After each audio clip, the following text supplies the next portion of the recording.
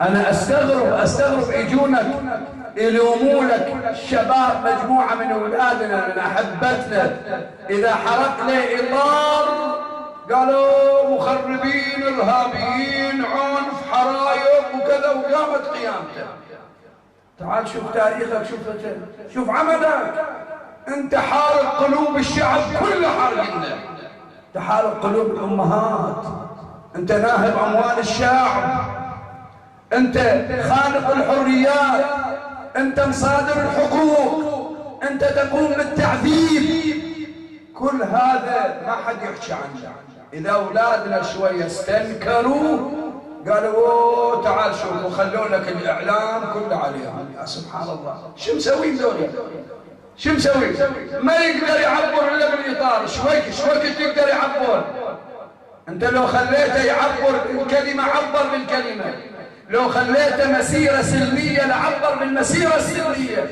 لكن إذا جيت تواجهني وتحرمني حتى من استنشاق الأكسجين، حتى أن هو اللي أتنفس تحرمني منه، أنا شو أسوي في الحال؟ إذا تأخذ أولادنا يشوف واحد الشباب، خصوص الشباب حماس. أنا ما ألوم الشباب المتحمس، والله لا ألوم الشباب المتحمس. لمن يشوف بأن إخوانه وبني عمه وبني جلدته وأهل وطنه ياخذونهم يعرضوهم بالتعذيب بالكهرباء. هاي التعذيب مالهم بالكهرباء، شلون يتفننون؟ كهرباء يجيب لك جهاز مثل ماكينة الحلاقة. هذا الأمن الوطني اللي عندك، هاي الاستخبارات.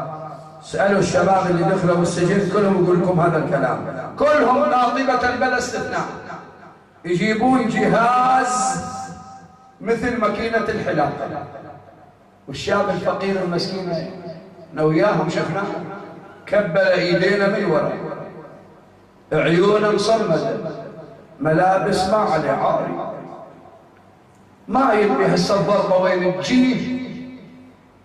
يقولوا لي شيخنا ما نحس الا الارض، ما تقدر تحملنا الارض، نريد نطير، طيرك الكهرباء.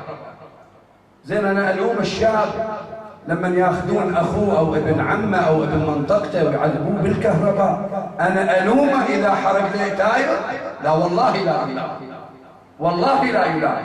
اذا تريد الشباب توقف عن حرق الاطارات، انت اوقف التعذيبات، اوقف التجاوزات. واذا استمريت فمن حق الشباب ان يستمر.